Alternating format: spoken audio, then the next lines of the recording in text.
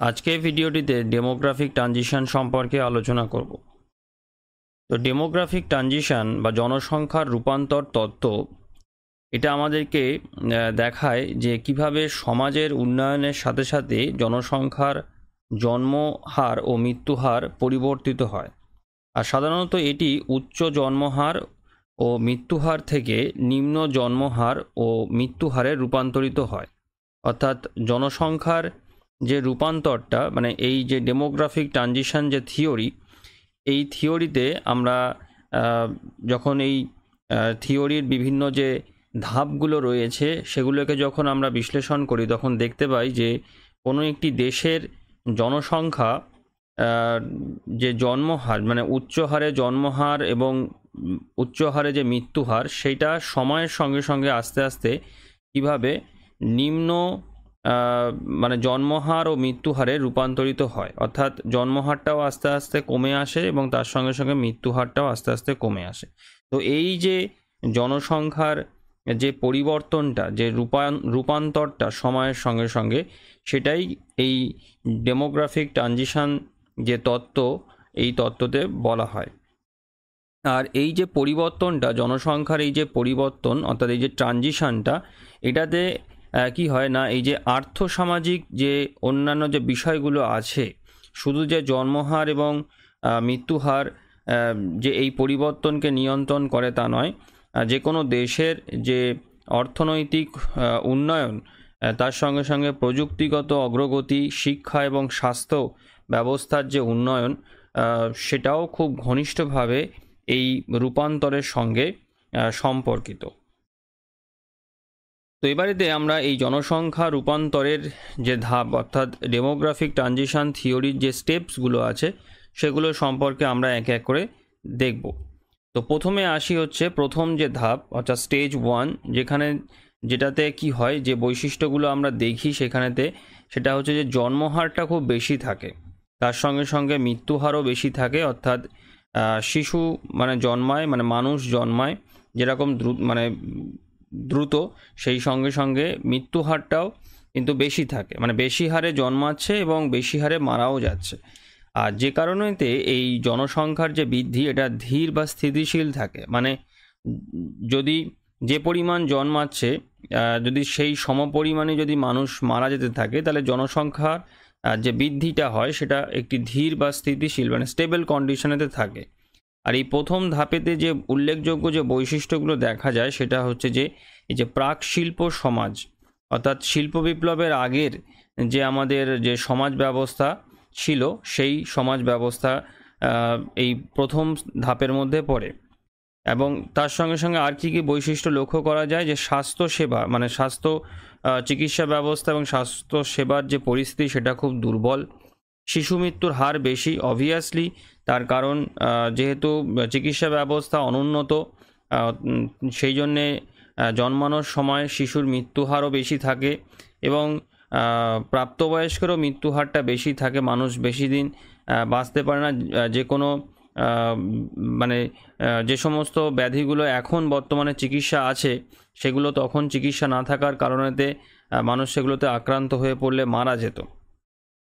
তো সেই কারণেতে মৃত্যুহারটাও এই প্রথম স্টেজেতে বেশি থাকে। তার সঙ্গে জনসংখ্যা কম এবং স্থিতিশীল থাকে, যেহেতু জন্মহার বেশি এবং মৃত্যুহারও বেশি, সেই কারণেতে দুটোই বেশি থাকার কারণেতে এই পর্যায়েতে জনসংখ্যার যে বৃদ্ধিটা সেটা স্থিতিশীল বা একটা স্টেবল কন্ডিশনেতে থাকে। এরপরে দেখা যায় দ্বিতীয় ধাপ। এই দ্বিতীয় ধাপেতে যেটা যে পরিবর্তনটা দেখতে পাওয়া যায় সেটা হচ্ছে যে জন্মহারটা বাড়ে, মানে জন্মহারটা বাড়তেই থাকে, কিন্তু এখানেতে যেটা লক্ষ্য করার মতন যেটা বিষয় সেটা হচ্ছে যে মৃত্যুহারটা কমে যায়। অর্থাৎ আগের স্টেজেতে আমরা দেখেছিলাম যে জন্মহারটাও বেশি মৃত্যুহারটাও বেশি, কিন্তু এইখানেতে জন্মহারটা আগের পর্যায় থেকেও কিন্তু আরও বাড়তে থাকে এবং তার সঙ্গে সঙ্গে যেটা হয় কি যে মৃত্যুহারটা কমে, আর যে কারণেতে জনসংখ্যা খুব দ্রুত হারে বাড়তে থাকে, অর্থাৎ একদম জনবিস্ফোরণের পর্যায়েতে চলে যায়। আর এই পর্যায়েতে যে বৈশিষ্ট্যগুলো দেখা যায় এই ধাপেতে সেটা হচ্ছে স্বাস্থ্যসেবা, স্যানিটাইজেশন এবং খাদ্য সরবরাহের উন্নতি। তো চিকিৎসা ব্যবস্থার উন্নতি হয় এই পর্যায়েতে এসে, তো যে কারণেতে মানুষ অনেক দুরারোগ্য ব্যাধি থেকে সুস্থভাবে বেঁচে মানুষ ফিরে আসতে পারে।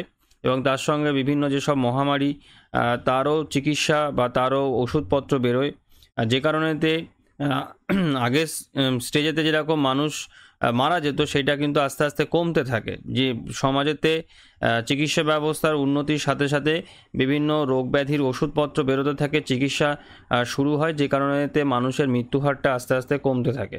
কিন্তু জন্মহারের ক্ষেত্রে কোনো পরিবর্তন লক্ষ্য করা যায় না, জন্মহারটা যেরকম বাড়ছিল মানে যেরকম সেরকমই থাকে, যে কারণেতে জনসংখ্যার বৃদ্ধিটা হয়। আর যেই উচ্চ জন্মহার থাকে ফলে জনসংখ্যা দ্রুত হারে বাড়ে। অর্থাৎ দ্বিতীয় পর্যায়েতে যেটা মানে যেটা গুরুত্বপূর্ণ যে বৈশিষ্ট্যটা লক্ষণীয় করার মতন, যে মৃত্যুহারটা কমে যায় আর জন্মহারটা বেশি থাকার কারণেতে জনসংখ্যা এই স্টেজেতে দ্রুত হারে বাড়ে এবং একদম জনবিস্ফোরণের একটা পর্যায়েতে পৌঁছে যায়। এবারে আসছে হচ্ছে তৃতীয় ধাপেতে। তৃতীয় ধাপেতে যেটা হয় কি, যে জন্মহারটা কমতে থাকে আবার, আর মৃত্যুহারও কিন্তু আস্তে আস্তে কমতে থাকে, কারণ চিকিৎসা ব্যবস্থা আরও এই পর্যায়েতে এসে উন্নত হয়ে যায়, যে কারণেতে মৃত্যুহার আরও কমে। কিন্তু এখানে যেটা গুরুত্বপূর্ণ বিষয় লক্ষ্য করার আছে, যেটা হচ্ছে যে জন্মহারটা কমছে। মানে আগের দুটো স্টেজেতে আমরা দেখেছি যে জন্মহারটা উচ্চ থাকে, কিন্তু এই তৃতীয় পর্যায়েতে এসে, তৃতীয় ধাপেতে এসে আমরা দেখতে পাই যে এই যে জন্মহারটা এটা আস্তে আস্তে কমতে থাকে আর মৃত্যুহারটাও কমতে থাকে। এবং যে কারণে জনসংখ্যার যে বৃদ্ধিটা সেটা ধীর গতিতে বৃদ্ধি পায়, মানে সেই জনবিস্ফোরণের মতন দ্রুত গতিতে বৃদ্ধিটা হয় না। আর এই স্তরের যে প্রধান যে বৈশিষ্ট্যটা সেটা হচ্ছে যে নগরায়ন, শিক্ষা এবং গর্ভনিরোধের সুযোগের কারণে তো জন্মহার কমতে শুরু করে এবং জনসংখ্যার বৃদ্ধির হার কমে যায়। অর্থাৎ সমাজেতে এই যে জন্ম নিয়ন্ত্রণ সংক্রান্ত বিভিন্ন যে পদ্ধতিগুলো তার সম্পর্কে সচেতনতা বাড়ে এবং মানুষ জীবনেতে সেইগুলো ব্যবহার করতে থাকে, যেটা জনসংখ্যার মানে জন্মহার কমানোর ক্ষেত্রে একটা বড় ভূমিকা নিয়ে থাকে এই স্তরেতে। আর শিক্ষার ব্যবস্থাটাও আস্তে আস্তে উন্নত হতে থাকে, মানুষ আরও বেশি বেশি করে শিক্ষিত মানে শিক্ষা গ্রহণের সুযোগ পায়। তো যে কারণেতে জনসংখ্যার অতিরিক্ত বৃদ্ধির যে কুফল সেগুলো সম্পর্কে মানুষ আস্তে আস্তে ওয়াকিবহাল হতে থাকে, বিশেষ করে শিক্ষিত সমাজ, এবং তাদের মধ্যে এই জন্ম নিয়ন্ত্রণ সংক্রান্ত বিভিন্ন পদ্ধতিগুলোরও সচেতন মানে গ্রহণযোগ্যতা বাড়তে থাকে। তো সম্মিলিতভাবে যেটা হয় কি, যে এই স্তরেতে এসে এই জন্মহারটা আস্তে আস্তে কমতে থাকে। তো এই এবং যেটার ফল মানে যেটার প্রভাব এই জনসংখ্যার বৃদ্ধিতে দেখা যায়, যে জনসংখ্যার যে বৃদ্ধি, দ্রুতগতির যে বৃদ্ধিটা যেটা দ্বিতীয় স্তরেতে হচ্ছিল সেটা অনেকটা কমে ধীর গতিতে চলে আসে। এরপরে যেটা আসে সেটা হচ্ছে চতুর্থ ধাপ। এখানেতে দুটোই কম হয়, অর্থাৎ জন্মহার এবং মৃত্যুহার দুটোই এই স্তরেতে কম হয়। অর্থাৎ জন্মহার কমতে থাকে এবং তার সঙ্গে সঙ্গে মৃত্যুহার যেরকম কম ছিল সেরকম কমতে থাকে, এবং আবার সেই দেখা যায় যে জনসংখ্যা একটা স্থিতিশীল বা হ্রাসমান অবস্থাতে চলে আসে। অর্থাৎ জনসংখ্যা শূন্য বৃদ্ধি, আমরা জিরো পপুলেশন গ্রোথ আমরা দেখতে পাই। মানে মানে এতটাই জন্মহার কমে আসে যে একদম জনসংখ্যা মানে অপটিমাম মানে কাম্য জনসংখ্যা থেকেও জনসংখ্যার পরিমাণ আরও আস্তে আস্তে কমে যায়, নেগেটিভ গ্রোথ রেটটা দেখতে পাওয়া যায় জনসংখ্যার ক্ষেত্রে। এবং এবং এর যে বৈশিষ্ট্যটা, যে জন্ম এবং মৃত্যু দুটো হারই কম এবং জনসংখ্যা স্থিতিশীল থাকে এবং বা আরও কমতে থাকে, মানে অপটিমাম পপুলেশনের থেকে কাম্য জনসংখ্যার থেকেও আরও পপুলেশন মানে ডিক্রিজ হতে থাকে, যেটা জনসংখ্যার শূন্য বৃদ্ধির দিকে নিয়ে যেতে থাকে। আর এই যে বৈশিষ্ট্যটা এটা সাধারণত আমাদের পৃথিবীর যে প্রথম শ্রেণীর যে সমস্ত উন্নত দেশগুলো আছে সেই উন্নত দেশ কিন্তু এই জনসংখ্যা যে রূপান্তর, এই ডেমোগ্রাফিক ট্রানজিশনের একদম ফোর্থ স্টেজেতে পৌঁছে গিয়েছে। তো এই হচ্ছে জনসংখ্যার যে বিবর্তনের মানে জনসংখ্যা ট্রানজিশনের যে মডেল বা থিওরি, তার যে স্টেপগুলো সেইটা। আর এখানে দেখো একটা গ্রাফ আছে, এই ছবিটা, এটাকে যদি ভালো করে তোমরা দেখো তাহলে দেখতে পাবে যে এইখানেতে সময়ের সঙ্গে সঙ্গে কীভাবে জন্ম এবং মৃত্যু হার জনসংখ্যাকে বাড়িয়েছে এবং কমিয়েছে। দেখো এইখানেতে যে লাল যে রেখাটি যেটা রয়েছে এটা হচ্ছে মোট জনসংখ্যাকে নির্দেশ করছে, আর এই ওপরের এই যে রেখাটি যেটা রয়েছে এটা হচ্ছে জন্মহারকে নির্দেশ করছে, আর নিচের এই যে ডটেড মানে ডিসকন্টিনিউয়াস লাইনটা মৃত্যুহারকে নির্দেশ করছে। তো আমরা যদি এই যে দেখি যে যদি প্রথম স্টেজটা যদি আমরা দেখি যে এখানেতে জন্মহার এবং মৃত্যুহার দুটোই বেশি ছিল, দুটোই খুব বেশি ছিল, যে কারণেতে জনসংখ্যার পরিমাণটাও কিন্তু কম ছিল। কিন্তু দ্বিতীয় স্টেজে আমরা এসে যখন দেখি তখন মৃত্যুহারটা আস্তে আস্তে কমতে থাকে। দেখো এখানে এই যে মৃত্যুহার, যেটা এই মৃত্যুহারটা আস্তে আস্তে কমতে থাকে আর জন্মহারটা বাড়ে। তো যে কারণেতে আস্তে আস্তে কিন্তু এই জনসংখ্যা, মোট জনসংখ্যার পরিমাণটা বাড়তে থাকে। এবং তৃতীয়তেও আমরা সেটাই দেখতে পাই যে যে পিকটা হয়েছে সেটা আস্তে আস্তে আসে। কিন্তু এখানেতে একটা লক্ষ্য করার মতন বিষয় যেটা হচ্ছে যে এই জন্মহারটা কমতে থাকে, আর মানে জন্মহার মৃত্যুহার কমতে থাকে। আর তারপরেতে এসে ফোর্থ স্টেজেতেও আমরা দেখি যেটা আরও কমে যায়, দুটোই কমে, জন্মহার এবং মৃত্যুহার দুটোই কমতে থাকে। তো এই রকম এই এই এই এই সময়ের সঙ্গে সঙ্গে এই জনসংখ্যার ক্ষেত্রে এই গতিবিধিটাকে আমরা দেখতে পারি। আর এখানে দেখো এই প্রথম, দ্বিতীয় এবং তৃতীয় পর্বতে, চতুর্থ, এখানেতে যে স্টেজগুলো রয়েছে সেক্ষেত্রে যে বৈশিষ্ট্যগুলো দেখা যায় সেটাও এখানেতে সুন্দর করে ছকের মাধ্যমেতে রয়েছে, তোমরা একটু পড়ে দেখে নিও। আর একটা বিষয় এখানে বলে রাখি যে এখানে একটা পঞ্চম স্তরের কথা বলছে, এটা এখন ডেমোগ্রাফিক ট্রানজিশনের সঙ্গে এই পঞ্চম স্তরটা যুক্ত হয়েছে। অনেক মানে জনসংখ্যা বিশারদ এখন এই ডেমোগ্রাফিক ট্রানজিশন মডেলটির ব্যাখ্যা দিতে গিয়ে একটা পঞ্চম স্তর এর কথা মানে নিয়ে আসে, তো সেটাও এখানেতে বলে দেওয়া রয়েছে। তো এইটা, তো এর পরেতে আমরা যেটা দেখব সেটা হচ্ছে যে এই জনসংখ্যার যে বিবর্তন বা এই ডেমোগ্রাফিক ট্রানজিশনের যে মূল যে বিষয়গুলো, সেই মূল বিষয়, এই তত্ত্বের যে নিয়ন্ত্রক বলতে পারো, বা এই তত্ত্বের যে গতি প্রকৃতি, তার যে মানে মূল যে ব্যাপারটা সেটা এবার দেখি। তো প্রথমে আসছে দেখো যে পরিবর্তনের চালক, অর্থাৎ এই যে জনসংখ্যার যে সময়ের সঙ্গে সঙ্গে যে রূপান্তরটা হয়, এই রূপান্তরের চালিকা শক্তি কী কী এলিমেন্টস যেগুলো এই জনসংখ্যার গতি প্রকৃতিকে চালিত করে। তো দেখো প্রযুক্তি, স্বাস্থ্য, শিক্ষা, বিশেষ করে নারীদের শিক্ষা এবং অর্থনৈতিক উন্নয়ন এই রূপান্তরের মূল চালিকা শক্তি। অর্থাৎ সময়ের সঙ্গে সঙ্গে এই আমাদের মানব সমাজ বিভিন্ন দেশের যেভাবে তারা এই প্রযুক্তিতে উন্নতি করেছে, স্বাস্থ্য ক্ষেত্রে, চিকিৎসা ক্ষেত্রে উন্নতি করেছে, শিক্ষাক্ষেত্রে বিশেষ করে নারীদের আরও বেশি বেশি করে শিক্ষাক্ষেত্রে আনতে পেরেছে, এবং সর্বোপরি যে অর্থনৈতিক উন্নয়ন যেটা হয়েছে, তো যেটার কারণেতে এর যে প্রভাবটা সম্মিলিতভাবে সেই দেশের জনসংখ্যার উপরেতে কিন্তু পড়েছে, আর যেটা এই দেশের জনসংখ্যার যে একটা রূপান্তর, একটা ট্রানজিশনকে কিন্তু করেছে। অর্থাৎ প্রথম থেকে সে দ্বিতীয়তে এসছে, দ্বিতীয় থেকে সে তৃতীয়তে এসছে। এমন নয় যে কোনো দেশ একদম সরাসরি তৃতীয় বা চতুর্থ স্তরেতে পৌঁছে গেছে। সমস্ত দেশকেই একটা না একটা সময়তে প্রথম থেকেই শুরু করতে হয়েছিল, জনসংখ্যার যে ট্রানজিশনটা প্রথম থেকেই শুরু হয়েছিল। কিন্তু যে সমস্ত দেশ এই প্রযুক্তি, স্বাস্থ্য, শিক্ষা, অর্থনীতির ক্ষেত্রে উন্নয়ন করার যে সুযোগটা পেয়েছে এবং সেই সুযোগটাকে কাজে লাগিয়ে উন্নতি করতে পেরেছে, সেই সমস্ত দেশের জনসংখ্যার পরিবর্তন হয়েছে, ট্রানজিশন হয়েছে, এবং তারা কিন্তু আস্তে আস্তে ঊর্ধ্বতর যে স্টেজ আছে সেই স্টেজেতে এখন অবস্থান করছে। জনসংখ্যার বৃদ্ধির একটা বিষয় এখানেতে খুব লক্ষণীয় রয়েছে, যেটা মানে জনসংখ্যার যে গতি প্রকৃতি, যেটাও এই তত্ত্বের একটি অন্যতম মূল বিষয়। যেটা হচ্ছে আমরা দেখি যেটা যে স্টেজ 2তে সব থেকে দ্রুত হারে জনসংখ্যা বৃদ্ধি ঘটে যখন মৃত্যুহারটা কমে, কিন্তু জন্মহার বেশি থাকে। ফার্স্ট স্টেজেতে জন্মহার এবং মৃত্যুহার দুটোই বেশি থাকে, কিন্তু দেখা যায় যে সেকেন্ড স্টেজেতে আস্তে আস্তে চিকিৎসা ক্ষেত্রের উন্নতির কারণেতে অনেক দুরারোগ্য ব্যাধি মানুষ খুব সহজেই সারিয়ে উঠতে থাকে, যেটার কারণেতে জনসংখ্যার ক্ষেত্রে যেটা দেখা যায় যে মৃত্যুহারটা অনেক কমতে থাকে, মানুষ মারা যায় কম। তো যে কারণেতে যেহেতু হচ্ছে জনসংখ্যার যে জন্মহারটা সেটা মানে উচ্চ হারেই থাকে, সেটাতে কোনো কম হয়নি। তো যেটা কিন্তু এই সেকেন্ড স্টেজেতে দেখা যায় যে জনসংখ্যার বৃদ্ধিটা খুব দ্রুত হারে হয় এবং জনসংখ্যার বিস্ফোরণের পর্যায়েতে চলে যায়। এই তত্ত্ব এই তত্ত্বের আর একটা অন্যতম মূল বিষয় হচ্ছে আধুনিকতার যে প্রভাবটা আছে এই তত্ত্বকে কিন্তু কন্ট্রোল করে থাকে।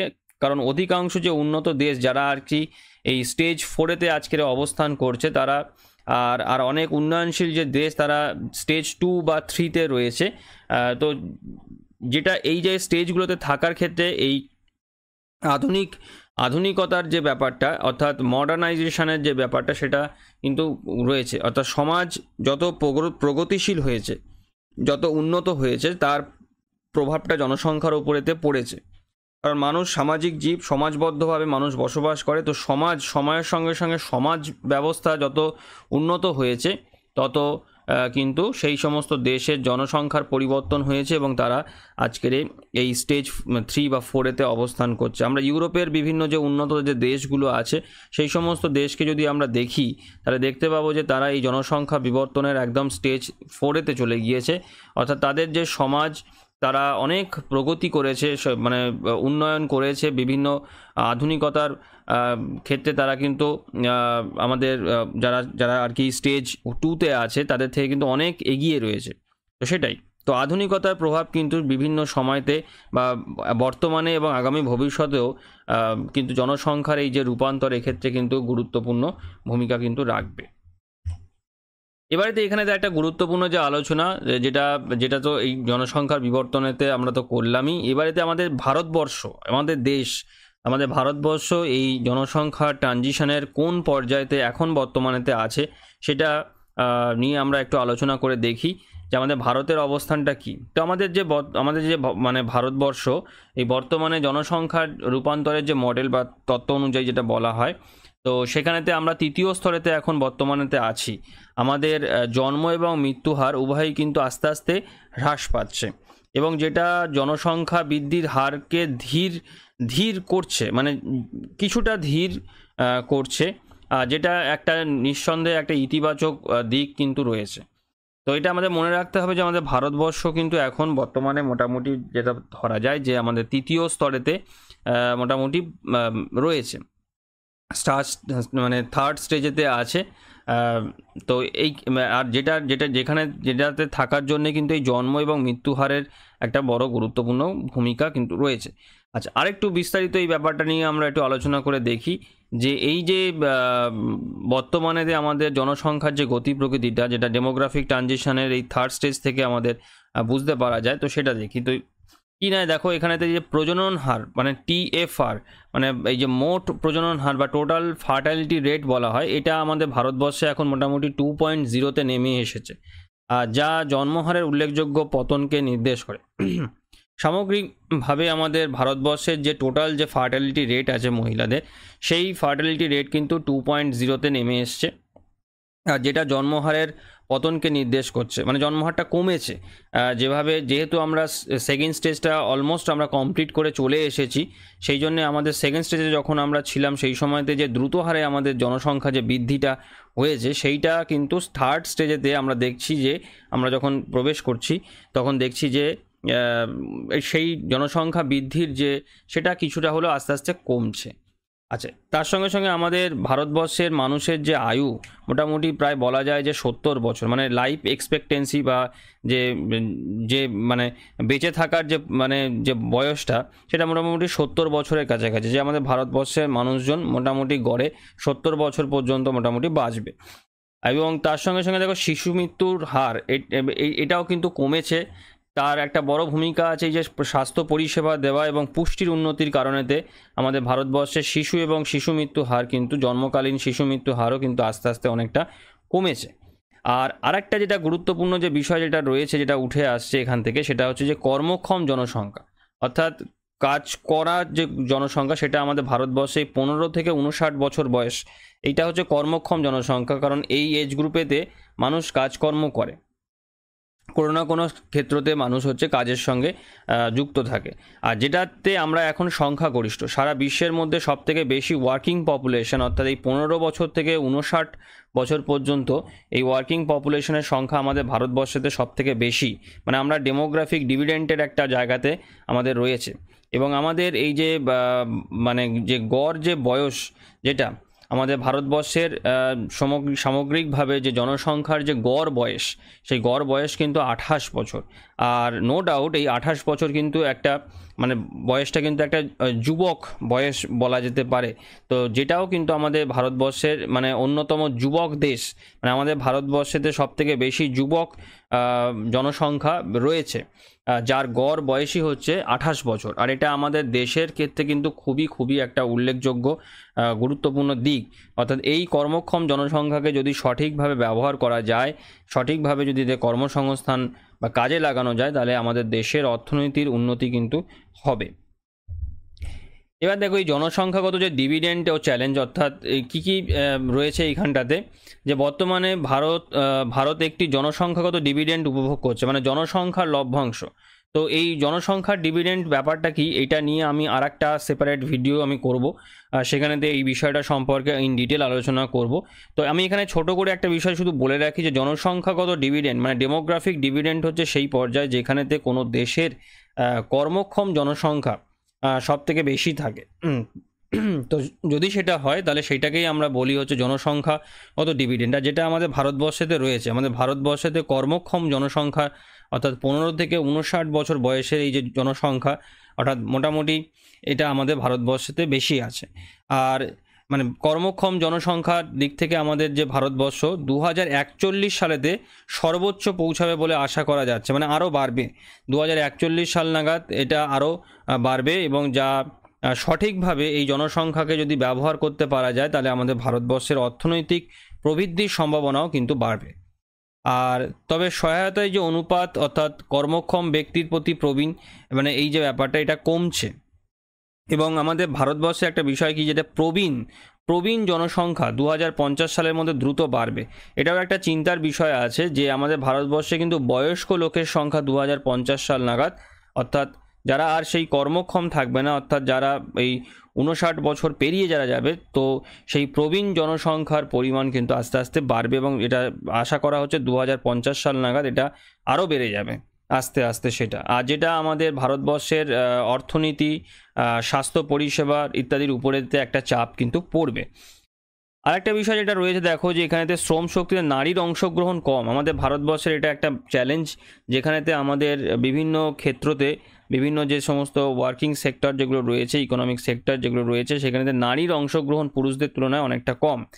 আর উৎপাদনশীলতা উচ্চ আয়ের দেশের তুলনায় অনেক কম। অর্থাৎ আমার যে সমস্ত উন্নত যে সমস্ত দেশ যেগুলো রয়েছে সেখানে থেকে তার সঙ্গে যদি তুলনা করা হয় তাহলেও দেখা যায় যে আমাদের ভারতবর্ষে যে সমস্ত মানে নারীর অংশগ্রহণ কর্মক্ষেত্রে কিন্তু অনেকটা কম। এবার দেখো আমাদের এই যে ভারতবর্ষে যে ডেমোগ্রাফিক যে ট্রানজিশনের যে আঞ্চলিক বৈচিত্র্য আছে, অর্থাৎ ভারতবর্ষের সামগ্রিকভাবে এটা তো ভারতবর্ষের একটা চিত্র তুলে ধরা হলো, কিন্তু যদি দেখা যায় যে আমাদের ভারতবর্ষে আঞ্চলিকভাবে যদি দেখা যায় তাহলে কিন্তু কিছু এখান থেকে বৈশিষ্ট্য উঠে আসে। সেটা হচ্ছে যে দেখো এই জনসংখ্যার যে রূপান্তর দেশের বিভিন্ন অঞ্চলে অসম, অর্থাৎ আমাদের ভারতবর্ষের সব রাজ্যগুলোতে কিন্তু এই জনসংখ্যার রূপান্তর একরকম নয়। মানে ডেমোগ্রাফিক ট্রানজিশনের যে পরিস্থিতি সেটা আমাদের ভারতের সব রাজ্যেতে কিন্তু সমান নয়। যেমন দেখো যে এই উত্তরপ্রদেশ ও বিহারের মতন কিছু রাজ্যে প্রজনন হারের পতন ধীর, মানে অত দ্রুত হারে কিন্তু মানে প্রজনন হারটা কমছে না। যেখানে ভারতবর্ষের দক্ষিণের যে সমস্ত রাজ্যগুলো যেগুলো রয়েছে সেখানেতে সেই সমস্ত রাজ্যগুলো আমাদের ভারতবর্ষের সেই সমস্ত রাজ্যগুলো জনসংখ্যা বিবর্তনের চতুর্থ স্তরের কাছাকাছি কিন্তু পৌঁছে গিয়েছে।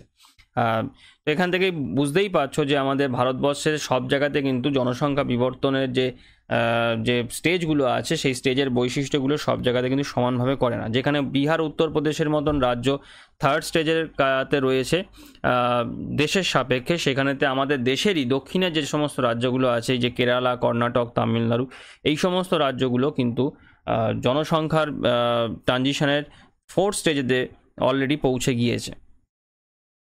আর আমাদের ভারতের জনসংখ্যা দেখো 2060 সালের গোড়ার দিকে 1.7 বিলিয়নেতে পৌঁছাবে অনুমান করা হচ্ছে, এবং তারপরেতে আস্তে আস্তে ধীরে ধীরে কমতে শুরু করবে বলে এটা আমাদের মানে জনসংখ্যা বিশারদ যারা রয়েছে তারা কিন্তু এটা একটা এক্সপেকটেশন তারা রাখছে। আর আঞ্চলিক বৈষম্য দূরীকরণের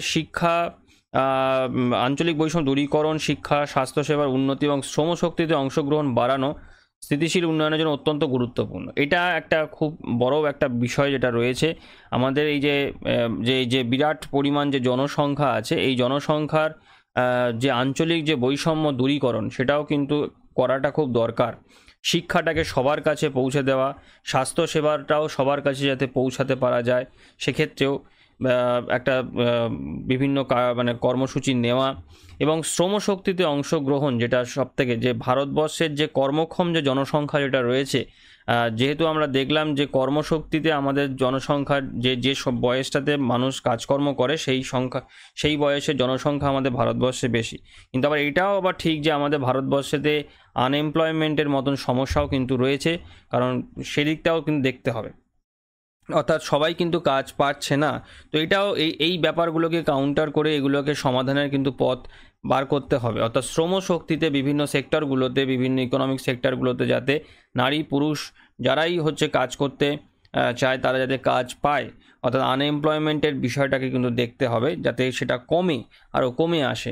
মানে কর্মক্ষেত্রে অংশগ্রহণটা এই কর্মক্ষম জনসংখ্যা যত বেশি পরিমাণেতে করতে পারবে, সেটা আমাদের দেশের উন্নতির ক্ষেত্রে, অর্থনৈতিক উন্নতির ক্ষেত্রে সেটা খুবই মানে ভালো হবে বলা যেতে পারে। আর যেটা সামগ্রিকভাবে আমাদের আগামী দিনের যে স্থিতিশীল উন্নয়ন, মানে উন্নয়নের যে ধারাটা, সেই ধারাবাহিকতাটা বজায় রাখা, সেটার ক্ষেত্রেও একটা অত্যন্ত গুরুত্বপূর্ণ দিক।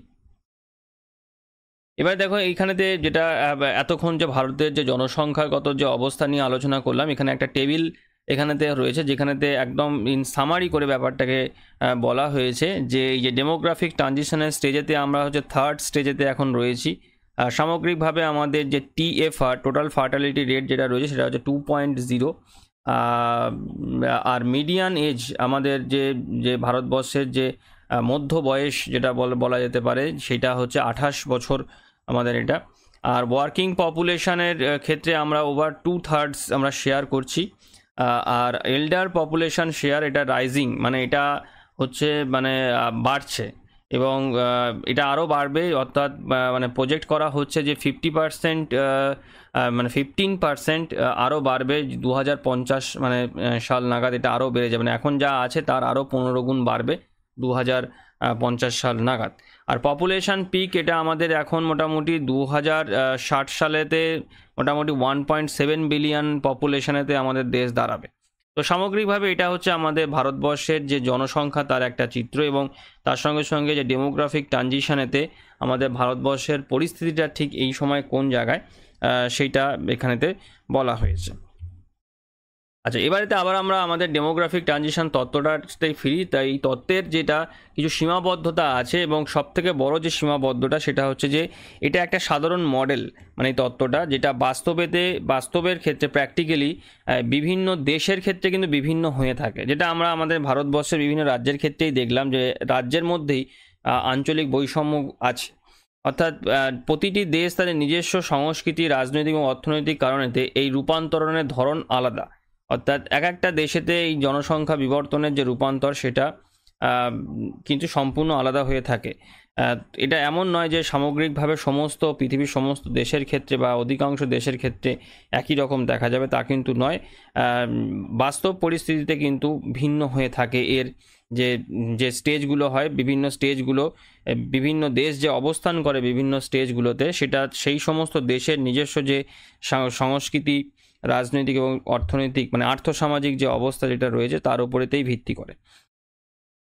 আর সব শেষে, একদম শেষেতে যেটা আমরা মানে যেটা কনক্লুশনটা আনবো আমরা, সেটা হচ্ছে যে জনসংখ্যার রূপান্তর তত্ত্ব আমাদেরকে বোঝাতে সাহায্য করে না কিভাবে এবং কেন সমাজের এই আধুনিকায়নের সাথে জনসংখ্যার ধরন পরিবর্তিত হয়। অর্থাৎ সমাজ যত আস্তে আস্তে আধুনিক হচ্ছে তার সঙ্গে সঙ্গে সমাজের জনসংখ্যারও কিন্তু পরিবর্তন হয়, মানে জনসংখ্যার যে বৈশিষ্ট্য, সেই জনসংখ্যার বৈশিষ্ট্যর ধরনও কিন্তু আধুনিকতার সঙ্গে সঙ্গে পরিবর্তিত হয়। আর কীভাবে এই পরিবর্তন বৃহত্তর সামাজিক এবং অর্থনৈতিক উন্নয়নের সাথে সম্পর্কিত, এই বিষয়টা আমাদের এই তত্ত্ব থেকে আমরা জানতে পারি যে জনসংখ্যার পরিবর্তন আলটিমেটলি সমাজ এবং অর্থনৈতিক উন্নয়নের সাথে গভীরভাবে সম্পর্কিত। কারণ যেহেতু দিনের শেষে আমরা সামাজিক জীব, আর আমরা বিভিন্ন রকম অর্থনৈতিক কাজকর্মের সঙ্গে আমাদের বেঁচে থাকার জন্যে আমরা বিভিন্ন রকম অর্থনৈতিক কাজকর্মের সঙ্গে যুক্ত থাকি। তো সময়ের সঙ্গে সঙ্গে আমরা যত আধুনিক হয়েছি, নতুন নতুন প্রযুক্তিকে আমরা তৈরি করেছি, সেগুলোকে ব্যবহার করেছি, শিক্ষার উন্নতি হয়েছে, চিকিৎসা ক্ষেত্রে আরও উন্নতি হচ্ছে। তো ইত্যাদি জিনিস সামগ্রিকভাবে যদি দেখা যায়, যেটা জনসংখ্যার পরিবর্তন ঘটিয়েছে, এবং সেই পরিবর্তন আলটিমেটলি সমাজ এবং অর্থনীতির ক্ষেত্রেও কিন্তু পরিবর্তন ঘটিয়েছে, উন্নয়ন করেছে। তো এটা একে অপরের সঙ্গে সম্পর্কিত। সমাজ অর্থনীতির উন্নয়নও যেরকম জনসংখ্যাকে পরিবর্তন করে, তার সঙ্গে সঙ্গে জনসংখ্যার পরিবর্তনও, তার যে চারিত্রিক বা বৈশিষ্ট্য পরিবর্তনও কিন্তু এই সমাজ এবং অর্থনীতির উন্নয়নকে প্রভাবিত করে থাকে। তো আজকের ভিডিওটি আমি এখানেতেই শেষ করলাম। সবাই ভালো থেকো। Thank you.